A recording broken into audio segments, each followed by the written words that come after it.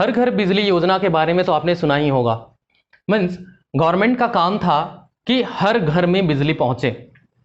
Government का काम बिजली पहुंचा के हो गया। अब आपका काम यह है कि आप अपने घर में कौन सा सर्किट यूज करोगे, मीन्स उस बिजली का कनेक्शन आप किस तरीके से करोगे। स्वागत है आप सबका। उस चीज को जानने के लिए हमें जानकारी होना चाहिए रेजिस्टेंस के कनेक्शन के बारे में। हमने पहले ही कवर किया हुआ है कि रेजिस्टेंस होता क्या है। आज हम देखेंगे कि उसका कनेक्शन किस तरीके से किया जाता है। मुख्यतः रेजिस्टेंस का कनेक्शन दो तरीके से किया जाता है, जिसमें एक को कहेंगे सीरीज कनेक्शन और दूसरा होता है पैरेलल कनेक्शन। दो कनेक्शन होंगे, सीरीज एंड पैरेलल, कुछ इस तरीके से। अब तीसरा कनेक्शन कहीं कहीं पे इस तरीके से आपको देगा कैटेगराइज करके, क्यों, जहां पर इन दोनों को मिक्स कर दिया जाता है। लेकिन मुख्यतः क्या होंगे, सीरीज और पैरेलल कनेक्शन। सीरीज कनेक्शन कहने का मतलब यह है जब कभी दो रेजिस्टेंस को एक दूसरे के साथ इस तरीके से, मान लीजिए ये एक है ये दूसरा है, इन दोनों को इस तरीके से जोड़ा जाता है। मीन्स एक का पहला छोर दूसरे के लास्ट वाले छोर के साथ या दूसरे छोर के साथ कनेक्ट किया जाता है, तो ये क्या हो जाएगा हमारा सीरीज कनेक्शन में। अगर मैं डायग्राम के हिसाब से बात करूं तो रेजिस्टेंस को डायग्राम में कुछ इस तरीके से दिखाया जाता है, ऐसा। ये दो टर्मिनल होंगे ए और बी, तो इसको इस तरीके से दिखाया जाता है सर्किट में। क्लियर बात है। तो सर्किट में अगर सीरीज कनेक्शन का मैं बात करूं तो एक रेजिस्टेंस मान लीजिए कुछ ऐसा है और दूसरा रेजिस्टेंस कुछ इस तरीके से होगा। मीन्स पॉइंट ए, बी और सी, ये है रेजिस्टेंस R1, ये रेजिस्टेंस है R2। क्लियर बात है। इस रेजिस्टेंस में ए से बी एक था और बी से सी दूसरा था, तो इसके एक एंड को इसके दूसरे एंड के साथ एक दूसरे से कनेक्ट किया जाता है। मीन्स आगे से आगे एक एक में बांधते जाते हैं। बात समझ में आ रही है। तो यह होता है हमारा सीरीज कनेक्शन। सीरीज कनेक्शन की यदि बात करें, मान लीजिए इसको हम किसी बैटरी से कनेक्ट करते हैं कुछ इस तरीके से, तब के कंडीशन में क्या होगा कि यहां पर जो भी करंट इस बैटरी के चलते यहां पर जो भी करंट आएगा आई, वो करंट यहां पर भी सेम होगा और यहां पर भी सेम होगा। क्योंकि भाई एक ही रास्ता है ना करंट को जाने के लिए, तो ऑब्वियसली वो उसी रास्ते से जाएगा जितना भी करंट है। मतलब सीधी सी बात यह है कि आपके पास वन वे रोड है, एक ही रोड है, भले बीच बीच में ब्रेकर बना हुआ है भाई, लेकिन जाने वाले तो दोनों जितने भी होंगे उसी रोड से ही जाएंगे। मतलब यहां पर भी उतने ही पैसेंजर होंगे या उतने ही आदमी होंगे, यहां पर भी उतने ही होंगे। बात समझ में आ रही है। तो इस हिसाब से यह समझ में आता है कि सीरीज कनेक्शन जब होगा तो करंट जो होता है वो सेम होता है।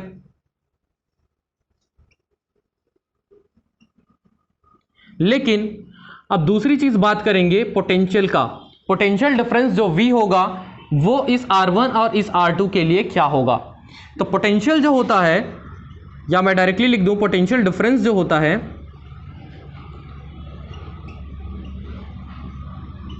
प्रोपोर्शनल टू रेजिस्टेंस होगा। मतलब जैसा रेजिस्टेंस होगा उसके अकॉर्डिंग पोटेंशियल होगा।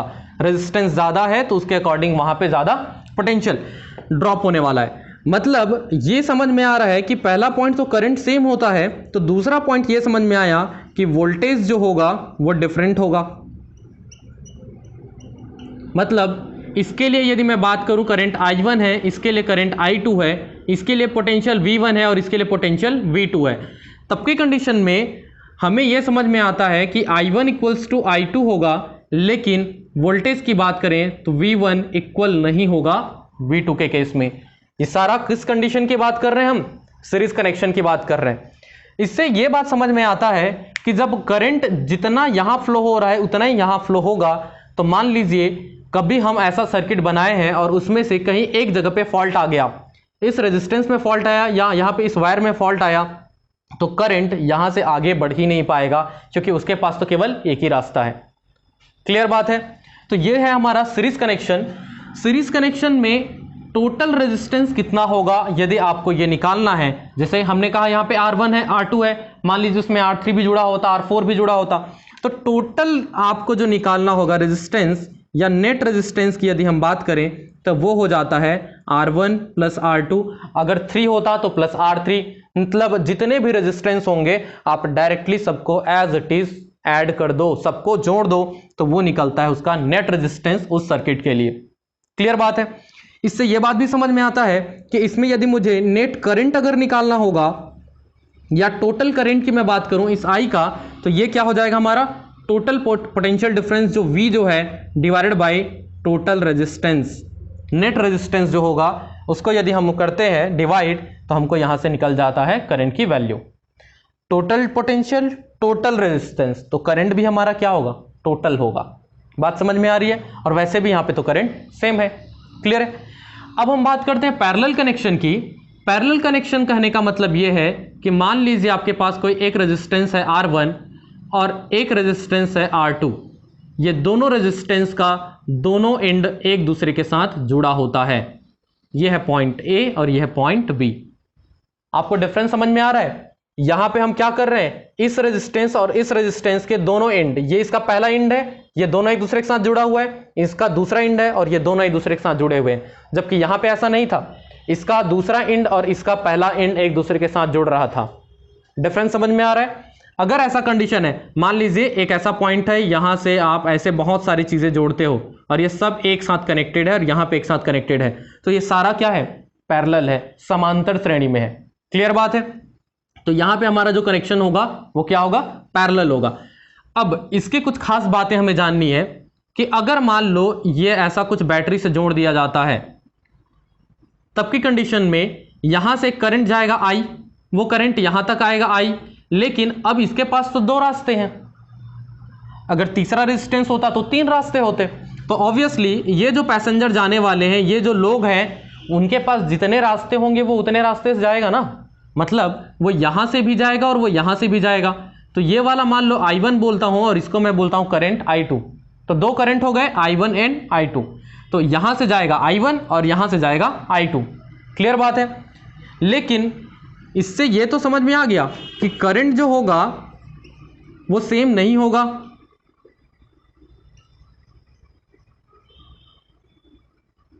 मीन्स यहां पर I1 इक्वल नहीं होगा I2 का, जबकि यहां पे इक्वल होता था। अब बात करते हैं दूसरा, इसमें पोटेंशियल क्या होगा।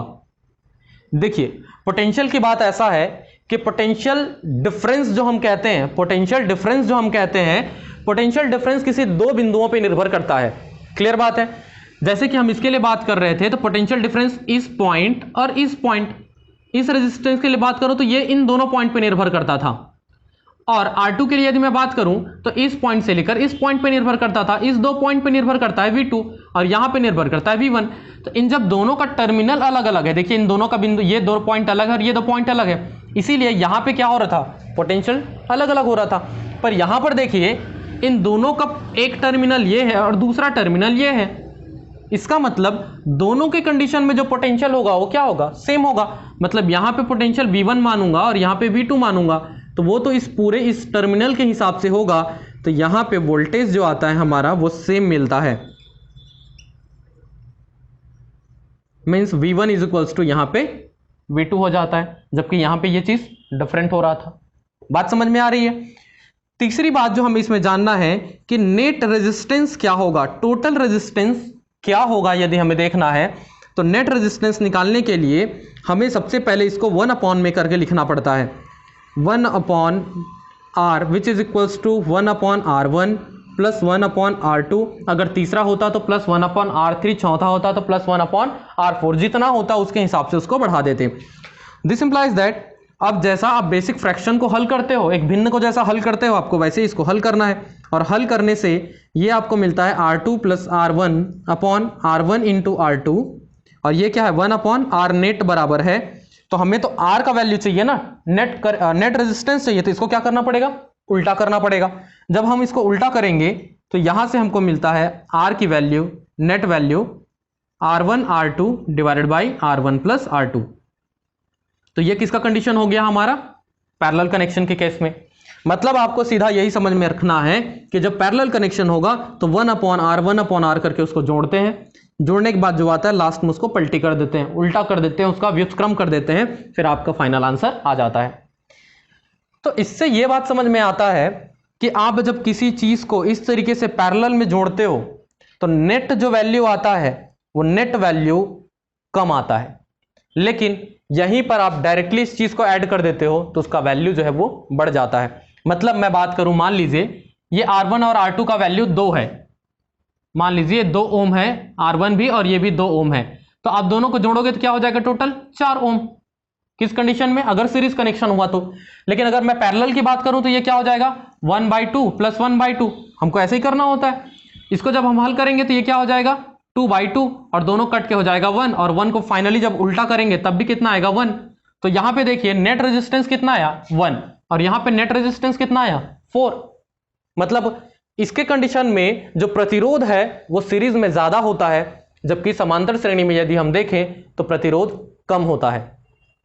अब आगे हम डिस्कस करेंगे कि पावर क्या होता है इलेक्ट्रिकल पावर के बारे में, तो वहां पे आपको समझ में आएगा कि भाई जब रेजिस्टेंस जहां पे ज़्यादा होगा वहां पे पावर लॉस भी ज़्यादा होगा, और जहां पे रेजिस्टेंस कम होगा वहां पावर लॉस कम होगा। मतलब ये हुआ कि हमारा पैरेलल कनेक्शन जो है वो ज़्यादा उपयोगी होता है, वहां से हमको ज़्यादा पोटेंशियल मिल पाता है, ज़्यादा एनर्जी मिल पाता है, हम ये कह सकते हैं। उसके साथ ही साथ इस बात को देखिए कि अगर मान लीजिए इसमें कुछ फॉल्ट हो जाता है, मान लो इस वायर में कुछ फॉल्ट हो जाता है, तो आपके पास कम से कम एक ऑप्शन तो है यहां पर कि जहां से करंट जा रहा होगा, मतलब आपके घर का बल्ब जल ही रहा होगा। क्लियर बात है? इस कंडीशन में क्या था, कहीं पर एक जगह भी फॉल्ट अगर आता है तो पूरा घर का बिजली गुल। समझ में आ रहा है? लेकिन यहां पर जितने पैरेलल कनेक्शन होंगे तो फॉल्ट आएगा तो किसी एक में आएगा, बाकी सारे तो करेक्ट होंगे। समझ में आ रहा है? इसीलिए हाउस होल्ड सर्किट कैसा होना चाहिए, पैरेलल कनेक्शन में होना चाहिए। तो कभी भी आप घर का वायरिंग होगा तो वो किस में होगा, पैरेलल कनेक्शन में होगा। ये तो था इसके पीछे का बेसिक कॉन्सेप्ट क्या है, इस पर रिलेटेड क्वेश्चंस कैसे आते हैं। अच्छा एक और बात कि अगर इन दोनों का अगर आप मिक्स बनाते हो तो वो कैसा हो जाएगा कि जैसे कि एक सीरीज है R1, अब ये इधर जाएगा, ये दूसरा R2 और यहाँ पे एक और होगा R3, फिर ये दोनों जुड़ जाएंगे, फिर आगे जाएगा, हो सकता है मान लो यहाँ पे एक और रेजिस्टेंस हो R4, कुछ इस तरीके से। तो ये क्या दिख रहा है R2 और R3 जो है ये दोनों किस में है। आप सीधा देखिए, जब भी कभी आपको पता लगाना होगा आप क्या कीजिए, ये बस पकड़ के देखिए दोनों के एंड को, दोनों का एंड अगर एक साथ जुड़ा हुआ है इसका मतलब वो दोनों क्या है, पैरेलल है। तो ये दोनों तो पैरेलल है। जब ये पैरेलल इसका नेट निकाल लोगे इस तरीके से तो यहां पे एक रेजिस्टेंस आ जाएगा R नेट और वो इसके साथ सीधे में जुड़ा रहेगा। तो ये इसके साथ सीधे में जुड़ा है और ये भी उसके साथ सीधे में जुड़ा है, मतलब ये टोटल फिर किस में हो जाएंगे, सीरीज कनेक्शन में। तो हुआ ना दोनों का मिक्स। तो ऐसे मिक्स क्वेश्चन आपके इस तरीके से पूछे जाते हैं, मिक्स वाले भी। तो इसके लिए बेसिक कॉन्सेप्ट क्या है आपका, पैरेलल और सीरीज। तो आइए देखते हैं इसका क्वेश्चन किस तरीके से आपके एग्जाम में आता है। क्वेश्चन कुछ इस प्रकार से मिलेंगे। मान लीजिए हम सीरीज कनेक्शन की बात करते हैं तो 3 ohm 9 ohm and 5 ohm are in series. मान लो ऐसा क्वेश्चन है कि ऐसे 3 रेजिस्टेंस हमको दे दिए गए और बोलता है कि वो सीरीज कनेक्शन में है, तो हमें निकालना होगा कि टोटल रेजिस्टेंस कितना है। क्लियर? तो हमें पता है अगर वो सीरीज की बात करता है तो नेट रेजिस्टेंस या टोटल रेजिस्टेंस मुझे निकालना होगा। तो इसका तो फॉर्मूला बनता है R1 plus R2 plus R3। क्यों? क्योंकि ये तो एक दूसरे के साथ इस तरीके से कनेक्टेड है। सीरीज बोलने का मतलब यही है, ये होगा R1, ये होगा R2 और ये हो गया R3। इस टोटल के लिए मुझे निकालना है तो तीनों को मुझे जोड़ देना है। तो this much equals to 3 plus 5 plus 9 ohm, सारे का रेजिस्टेंस यूनिट जो है वो ओम है। दिस मच इक्वल्स टू, हम इसको ऐड कर देते हैं 14 प्लस 3 17 ओम। तो ये हो गया हमारा टोटल रेजिस्टेंस कितना होगा, तो वो है 16 ओम। अब मान लीजिए क्वेश्चन तो अभी ऐसा ही है, मान लीजिए अगर आपको क्वेश्चन में ये बोला होता कि इसी के साथ मान लो किसी बैटरी से कनेक्ट कर देता, ये जो हमारा जो सर्किट है इसी सर्किट को वो बैटरी से यदि कनेक्ट कर देता कुछ इस तरीके से, और इसका कोई वैल्यू आपको दे देता मान लो 34 वोल्ट, जो बैटरी है उसका पोटेंशियल यदि वो दे देता, तब की कंडीशन में ये पॉजिटिव साइड है ये नेगेटिव, तो करंट इस तरीके से आता। तो आपसे क्वेश्चन पूछ देता कि इसमें करंट कितना होगा या नेट करंट कितना होगा कि टोटल करंट कितना होगा। तब की केस में आपको यदि टोटल करंट निकालना है तो वो क्या होगा, टोटल V जो होगा, जो नेट जो होगा डिवाइडेड बाई R जो टोटल होगा। तो this much equals to total V कितना है हमारा 34 वोल्ट डिवाइडेड बाई करंट कितना है हमारा, सॉरी रेजिस्टेंस कितना है हमारा 17 ओम। इस टोटल डिवाइड करेंगे तो हो जाएगा 2 और करंट का यूनिट होता है आप जानते हो एम्पेयर। तो इस कंडीशन में करंट कितना निकला आपका 2 एम्पेयर। तो इस पूरे सर्किट में मींस R1 में भी 2 एम्पेयर होगा, R2 के केस में भी 2 एम्पेयर होगा और R3 के केस में भी 2 एम्पेयर करंट फ्लो हो रहा होगा। ये बात क्लियर है? तो इस तरीके से आप सॉल्व कर सकते हो। इसके अलावा यदि हम बात करें, अच्छा अब मान लीजिए आपको इस क्वेश्चन में पूछता, पर्टिकुलर क्वेश्चन में ही पूछ देता कि R1 के जगह पर पोटेंशियल कितना होगा, क्योंकि आपको पता है सीरीज कनेक्शन में पोटेंशियल तो अलग अलग होता है। तो मान लो पूछता R1 पे पोटेंशियल कितना होगा, मान लीजिए इसका पोटेंशियल V1, इसका V2 और इसका V3, तो आपको क्वेश्चन पूछता है V1 बराबर कितना होगा। बेसिकली पूछ सकता है वो आपसे डायरेक्ट, इसमें क्वेश्चन क्या क्या बन सकते हैं, R टोटल पूछ सकता है, वो करंट पूछ सकता है, आपको किसी भी R1 R2 R3 किसी में भी वो क्या पूछ सकता है, आपको पोटेंशियल डिफरेंस कितना होगा ये पूछ सकता है। अब ये कैसे निकलेगा? अरे भाई हमें तो पता है कि पोटेंशियल क्या होता है, समानुपाती होता है R का। किसके कंडीशन में? सीरीज कनेक्शन के केस में। ओम्स का नियम तो आपको पता ही है कि V इक्वल्स टू क्या होता है, I इंटू R। तो I जो होगा वो तो पूरे सीरीज के लिए सेम होगा, वो कितना है 2 एम्पेयर। और रेजिस्टेंस जिस R के लिए पूछ रहा है उसका रेजिस्टेंस ले लो, अगर वो R1 पूछ रहा है R कितना है 3, ये हो गया 3 ओम, तो टोटल कितना हो जाएगा 3 दूनी 6 और ये आता है वोल्ट पे। तो V का जो मान है वो कितना पे आएगा 6 वोल्ट यहाँ पर। वैसे R2 के लिए अगर होता तो आप इसमें R2 का मान रखते और निकाल लेते। बात समझ में आ रही है? तो इस तरीके के क्वेश्चंस आपको मिलेंगे सीरीज कनेक्शन के केस में। पैरेलल कनेक्शन का यदि हम बात करें तो पैरेलल में देखिए, मान लीजिए 2 रेजिस्टेंस है 2 ओम एंड 4 ओम, ये दोनों किस में कनेक्टेड है? आप देखिए दोनों का एंड जो है, पहला और दूसरा सिरा दोनों एक दूसरे के साथ जुड़ा हुआ है, मतलब ये पैरेलल में है। करेक्ट बात है। पैरेलल में यदि है तब की कंडीशन में देखिए, ये बैटरी पॉजिटिव एंड नेगेटिव, ये करंट कुछ इस तरीके से जाएगा I, लेकिन यहां और यहां इन दो जगहों पे करंट जो है बट जाएगा I1 एंड I2, मतलब यहां पे अलग करंट जाएगा, यहां पे अलग करंट जाएगा। लेकिन पोटेंशियल चूंकि ये दोनों का पॉइंट सिरा सेम है, इसलिए पोटेंशियल जो होगा वो दोनों का सेम होगा। मतलब यहां पर भी पोटेंशियल डिफरेंस जो है उतना ही होगा जितना यहां पे, और वो टोटल कितना होगा 6 की, क्योंकि बीच में कोई और रेजिस्टेंस नहीं लगा है, इसलिए 6 वोल्ट ही इसके लिए भी होगा और इसके लिए भी होगा। क्लियर बात है? तो यहां से सबसे पहले हमारा काम होगा कि टोटल रेजिस्टेंस कितना है ये निकालने के लिए 1/R1 प्लस 1/R2 करेंगे। 1/R1 है 1/2 और ये है 1/4। करेक्ट है। सिंप्लीफाई करेंगे, यहां पे 2 आएगा, जैसे आप भिन्न को हल करते हो बस वैसे ही कीजिए, तो ये हो जाएगा 3/4। तो ये है 1/R में, तो R टोटल बराबर कितना हो जाएगा, इसको उल्टा करेंगे तो इधर को भी उल्टा करेंगे, तो ये हो जाएगा 4/3।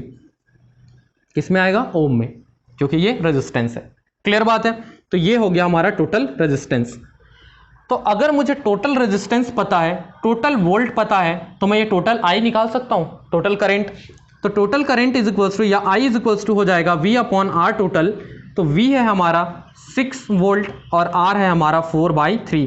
ये 3 ऊपर चला जाएगा और इसको सिंप्लीफाई करेंगे, ये 18/4 होगा, which is equals to 9/2 and which is equals to 4.5 current है, इसलिए आ जाएगा एम्पेयर पे। मतलब ये जो टोटल I जो जा रहा है उसका मान कितना है 4.5 एम्पेयर। क्लियर बात है? जब ये टोटल I आपको पता है, अब आपको अगर मान लो क्वेश्चन में बोलता है कि I1 का मान कितना है, कि I2 का मान कितना है, अब कैसे करें? अरे भाई हमें पता है कि इसके लिए भी पोटेंशियल 6 है, इसके लिए भी पोटेंशियल 6 है, रेजिस्टेंस अलग अलग है। ओम का नियम जैसे हमने यहां पे लगाया, ओम का नियम हम यहां पर भी लगा सकते हैं। तो उस हिसाब से क्या होगा, अगर मैं बात करूं I1 is equals to V/R1 और V कितना है हमारा 6, R1 का वैल्यू कितना है 2, so that means equals to 3 ampere. तो I1 कितना होगा 3 एम्पेयर। वैसे I2 की बात करूं तो V/R2, तो V कितना है टोटल 6, R2 का मान है 4, दिस मच इक्वल्स टू ये हो जाएगा 3/2 which is equals to 1.5 ampere. ये हो गया 1.5 एम्पेयर। देखिए इस बात को थोड़ा सा नोटिस कीजिए, I1 आया है 3, मतलब यहां पे कितना करंट जा रहा है 3 और यहां पे जा रहा है 1.5। रेजिस्टेंस देखिए यहां पे 2 है और यहां पे 4 है। जब रेजिस्टेंस कम है तो करंट ज्यादा जा रहा है, जहां पे रेजिस्टेंस ज्यादा है वहां पे करंट कम फ्लो हो रहा है। समझ में आ रहा है? आप इसको सिंपली समझिए ना, ये एक रोड है और उस रोड पे ये बना हुआ है ब्रेकर। ज्यादा रेजिस्टेंस मतलब ज्यादा ब्रेकर, कम रेजिस्टेंस मतलब कम ब्रेकर। ठीक बात है? तो भाई आप तो उसी रास्ते में गाड़ी चलाओगे ना जहां पे ब्रेकर कम होगा। समझ में आ रहा है? तो बस वैसा ही कॉन्सेप्ट है। तो I2 एंड I1 आप निकाल लिए, टोटल करंट आप इन दोनों को जोड़ेंगे तो देखिए 3 और 1.5, टोटल कितना होता है 4.5। ये तरीका हुआ, जैसे आपने उसको हल किया वैसे ही आपने इसको हल किया। ये बहुत आसान था। इंपॉर्टेंट ये है, अगर मान लो सेम क्वेश्चन है आपके पास, इस सेम क्वेश्चन में अब आपको अभी जैसे ये दिया था ना वोल्ट, ये नहीं दिया है। सेम क्वेश्चन में आपको यदि दे देता है कि आई टोटल का वैल्यू है 4.5 एम्पेयर, वी आपको नहीं दिया है, पोटेंशियल डिफरेंस नहीं दिया, तब के कंडीशन में आपको बोलता है I1 निकालो और I2 निकालो। क्वेश्चन समझ में आ रहा है? अभी I1 I2 हमने कहां से निकाला? इस V की मदद से निकाला ना। क्वेश्चन बोलता है मान लो ये V नहीं दिया है, आपको सीधा सीधा इसका वैल्यू सीधा क्वेश्चन में दे दिया था, ये जो हम निकाले जरूरत नहीं, सीधा ये दे दिया है आपको क्वेश्चन में और रेजिस्टेंस दिया है। तब के कंडीशन में वो पूछता है कि I1 का मान कितना होगा और I2 का मान कितना होगा। क्लियर बात है? इस चीज को निकालने के लिए एक छोटा सा डेरिवेशन करना पड़ता है, जहां पे V का मान कांस्टेंट लेके हम सिंप्लीफाई करते हैं। तो हम पूरे डेरिवेशन में नहीं जाएंगे, कैसे डायरेक्ट निकालना है मैं आपको बता देता हूं। जब आपको I1 निकालना होगा, I1 इज इक्वल्स टू, देखिएगा आपको निकालना है I1, तो ये क्या है? इस टोटल वैल्यू का कुछ पार्ट है, तो टोटल I इंटू, अगर आपको करंट इसका निकालना है तो इस वाले रेजिस्टेंस को ऊपर में लिखिए, डिवाइडेड बाय दोनों के रेजिस्टेंस को जोड़ दीजिए, तो टोटल कितना हो जाएगा? 6। क्लियर है?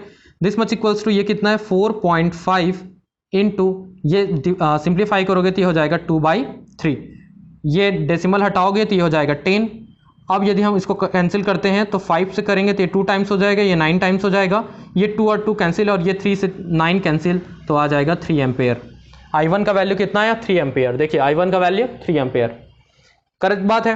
तो उसी तरीके से मैं यदि I2 का वैल्यू निकालूं तो क्या हो जाएगा? टोटल था 4.5, अब जब I2 का निकालना है, यहां के लिए निकालना है, तो इस वाले रेजिस्टेंस को ऊपर में रखूंगा, मीन्स 2 डिवाइडेड बाई दोनों का टोटल 6, और ये हमको मिल जाता है this much equals to 1.5 ampere. Correct बात है। तो इससे जनरलाइज फॉर्मूला आपको क्या मिल गया? यदि मैं यहां पे बोलूं तो अगर आपको I1 निकालना है या कोई फ्रैक्शन निकालना है तो टोटल I इंटू, अगर आपको 1 का निकालना है तो R2 को ऊपर में रखना है और ये हो जाएगा R1 प्लस R2। अगर ये 2 रहता तो यहां पे 1 हो जाता। बात समझ में आ रहा है? तो आप डायरेक्ट ये फॉर्मूला यूज कर सकते हैं और उससे आप सेपरेट करंट निकाल सकते हैं।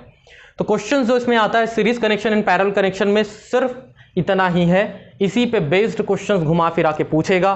कनेक्शन जैसे कि मैंने आपको बताया था मिक्स्ड वाले हो सकते हैं, लेकिन कॉन्सेप्ट आपका सिर्फ इतना ही है, इससे ज़्यादा कुछ भी नहीं आपको जानने के लिए। करेक्ट बात है। तो अभी के लिए बस इतना ही। उम्मीद है आपको सारा चीज़ समझ में आया होगा।